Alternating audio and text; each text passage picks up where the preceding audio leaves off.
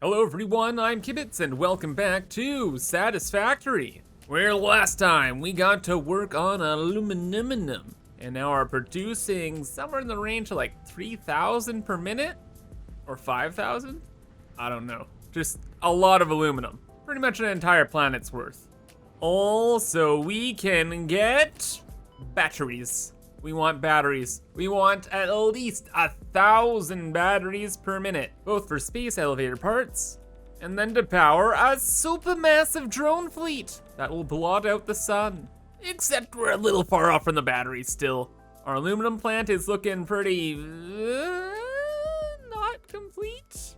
Plus we're gonna need like 3,000 aluminum cases per minute, not just for batteries, but for other projects too. So lots and lots of automating and building today. And if you're excited for that, remember to leave a like. First mission critical thing though, is we gotta get building. Because our storage room is over here, and right outside is the aluminum brick. And right now, I don't like looking at this. We gotta make it look pretty. How are we gonna do that? Well, we're gonna make some kind of cool design thing. Looking at things right now though, I kind of want to have windows on the front wall here, right looking into our main belt networking hub for the entire factory. Then, I want to leave this stuff out in the open because machinery looks cool, plus we can show a couple belts moving and grooving around. And then lastly, we have this kind of like tower design going on, where it's just like simple pillars just going up. And we can kind of use that as the anchor point of the build, wherein we can attach like just a bunch of different designs to it. So for example, we have that window part in the front that we want to have, right? Well, what if that window just went up and over? That way the glass isn't just going up forever, and it kind of ties the designs together. Like this window thing is leaning on this giant pillar thing. Just looking from the front here. Yeah, that's all glass, giant pillar. And then the refineries can just be out in the open because we're gonna stack like thousands more refineries going up this way, so we may as well leave them in the open. It'll look kind of cool. So it looks like we got a plan. Let's boop it. Easy. Just need a couple concepts to work with, and then everything else kind of works its way together. It's a little annoying moving around a bunch of machines down here just to make this little cubby hole work, but it did, and we got it. This area looks cool. We got some belts moving and grooving. Sometimes, with some items across here. Plus, we're gonna have way more items scooting through here from this wall, because again, this is our item spine on the other side. And then we have an entrance. And in here, we can have a bit of a control floor, maybe with some power switches, and definitely some hypertubes to lead us upstairs to a hypertube launcher to get us around the world. Because we have a temporary one that's kind of just sitting off on the side over there. But the problem is with it just hits us right into the side of our building now. But quickly, I'll just build a wall design over here just to get a feel for things. Then we'll move on to hypertube stuff. Yeah, thank goodness for booping, because that definitely took a long time and it didn't even turn out that cool, to be honest. I was trying to work out the concept, but I don't know, man. It could be improved. This is like we'll call this version 1. How about that? We just really needed to build these walls so we can get some parameters of the base and choose where to have our hypertube launching area. And I think this flat roof over here will be perfect. So we'll have one that faces towards our base so we can go home. And then we'll probably add in a second lane that could take us other places, maybe like the nuclear power plant, stuff like that. And that should be simple enough. Except we have to get up here too. So we're gonna have to make a way up. But we did have our entrance that we built, so we could have some kind of like hypertube hub somewhere on this platform, probably back here. And we could have hypertubes going up and hypertubes going down to like the ground, in case we fall off the building somehow. Also, since we're here, we can make ourselves a proper power junction. So all the power can be centralized somewhere. Right now, all the power is going there, here, and everywhere in a giant spaghetti mess. So this will be a good place to organize it all. And we can throw on some switches here and there too to make it more interesting. Although this isn't like super necessary, they're really nice to have in case something ever goes wrong. It's not like we've ever had power problems in this world, right? But having things just in case, pretty good. Hypertubes are in though, power switches are in, and effectively they don't really do too much. But this goes to our original battery setup for the drones that are existing in our world right now. Then we have the main factory, and then this one. I don't know what this one's gonna be for. We'll figure that one out later. Main thing is, we have hypertubes that go upstairs and downstairs, and they're moving all around. So let's go upstairs really quick with a good old booster. And that gets us to the airport. Anyway, one last little building project to do, and that is fixing up this train and belt bridge, and then we're getting to automating stuff. There we go, beautiful. It's like having a nice, clean workspace.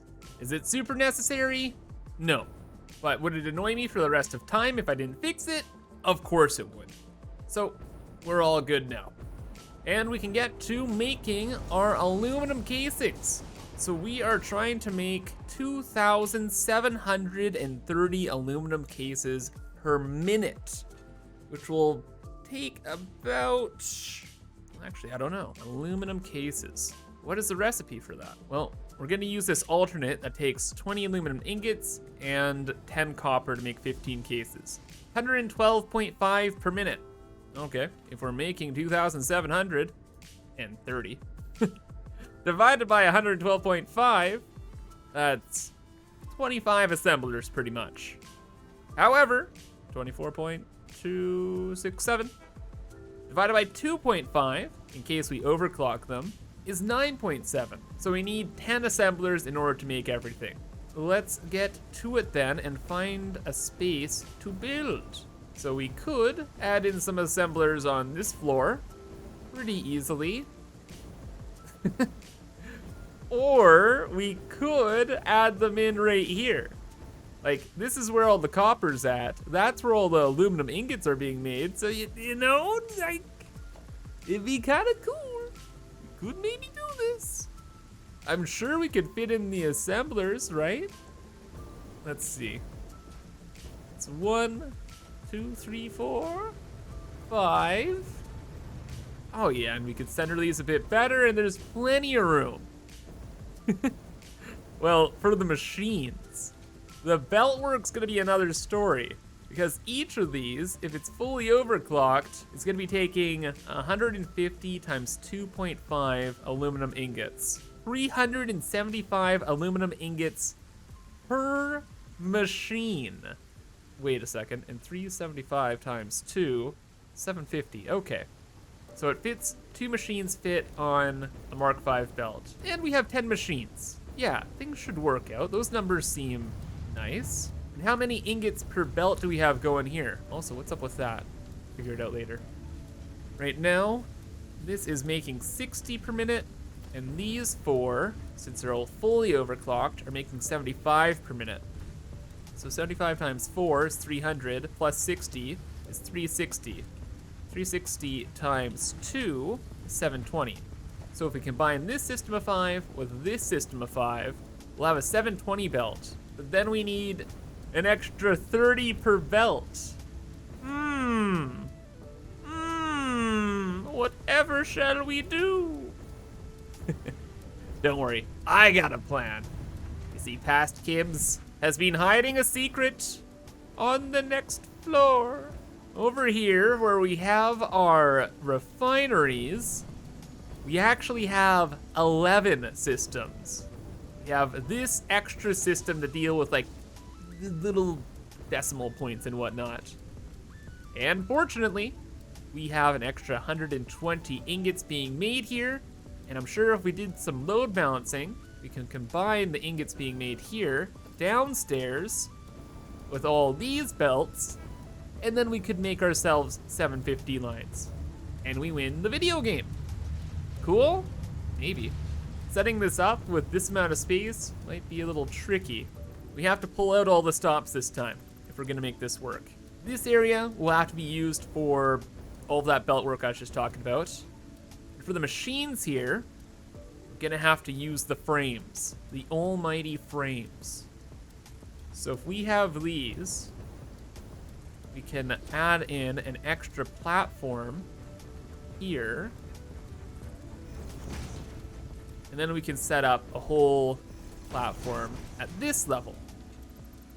And in doing so, when we set up assemblers, we're gonna have double the amount of space to work. So I'll just set up a quick example, but we have an assembler like right here. And then we can have a floor hole right here, bringing up items. So say we could, yeah, we'll probably have the aluminum ingots being dealt with on this mini floor below, just through there. And then all of the copper ingots, we can just bring upstairs. And if we mirror the pattern, yeah, we can just have the copper run on through this way. Goes to there, pretend that lined up, and it goes to there, and we're good. We can just stack the design. Now look at that stack of steel, brother. Looking good, looking great. And everything seems to be working out. The copper was a bit of a headache just because of space-wise and the amount of copper each of these machine needs. Lots to overflow. I managed to finagle things. Took a little bit of balancing, but it's fine, probably. The real struggle was all of the aluminum balancing. So I went through here, combined lines where I could, brought down the extra aluminum line down here, and split it as best I could, but it wasn't enough because there's just so many freaking belts. And I had to go and take things to the extreme. And I made this horrific monstrosity, which it's actually pretty simple. It's just the amount of belts made it this. So what's happening here is I made the belts all 780 lines over here. So they're all full belts coming this way. Then I was like, okay, we need 750 lines going into each of these systems. So I needed to take 30 away from each of the belts. So we have a splitter that goes to a merger, and then using another 60 belt goes to another splitter. So that way, 30 is gonna go that way, and 30 of the ingots are just gonna recombine onto the line and head back over there. So cool, just do that a bunch of times, and we win. Then all those 30 belts combine together with another aluminum belt to make one more 750 line, with a little bit of excess going to a constructor. But then what's this constructor for? This constructor is for empty fluid tanks. And we're gonna need those fluid tanks way in the future for thermal propulsion rockets, was it? Yes, we need this for turbo motors, because later on we're gonna be putting these bad boys together. Anyway, since all is said and done, all I gotta do is power these bad boys on and connect the belts up and GG. But before that, I had a really cool idea. Since we've been doing so much design stuff, I wanted to do one last little design thing to the roof here. And I wanted to add in our battery blenders up here. So the battery recipe I'm planning on using is the standard one here. That's why we need all the casings and then, yeah, some alumina solution we'll get later on. But what we can do with the blenders is we can go down a floor, and if I space things out correctly, oh yeah, there we go. Yeah, we'd have these blenders on the ceiling, going through the roof, and then when we're flying over this factory, we're gonna see like rows and rows of blenders just spinning around up here. That'll be a cool little aesthetic. At the end of the day, to make 1,000 batteries per minute though, each of these makes 20 per minute. Overclocked, it's 50 per minute. 1,000 divided by 50 is 20. We're gonna need 20 blenders. I'm thinking we're gonna have to move the airport. I'd rather this all be blenders in one giant like blender field than having the airport thing in the middle. And I guess we have this space over here now, so we can just move the airport here. Yeah, let's try that out. Oh, that was absolutely the play. Look at this. What a cool design for the roof here. So now when we're flying over, we get to see that. Like, yep, I love it. That's great. Plus the airport should still work. I just brought the Hypertube way over that way. And the Hypertube launcher to get us to the nuclear power plant has like a curve in it, but it should still work just fine, so no biggie. Then we have a second Hypertube launcher that's gonna take us over to the Dune Desert, for when we get to work there. And this last Hypertube takes us on back down into the factory, where I kind of went on a small decorating spree, okay? Like, I'm just being in a mood today to build. So change this up a little bit, need the floor a little bit smaller, added in some more walkways, stairs, some belts to move and groove a little bit easier. But the main thing is down this way, I have this huge new path, and look at this! Look at all the fun that we can have. Look at all the activities to be done. This is awesome. I might add in a couple lights, I'm not sure, but even right now, this is pretty cool. Big fan. Let's see it all come to life with a little bit of movement.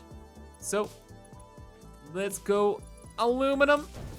Connect up the final belt. That'll bring the factory back to life. Swing gets over there, moving, grooving. We can see all this happening. Looks like things are running fine. I'm gonna have to hook up some awesome sinks to really test some numbers, but overall, looks good. This is looking crazy, and oh yes, you are very important. Go and make the fluid casters, thank you. And everything looks like it's running fantastically. So we're gonna call it here for now. And again, if you guys enjoyed, remember to leave a like. But for now, have a fantastic rest of your day, and bye-bye.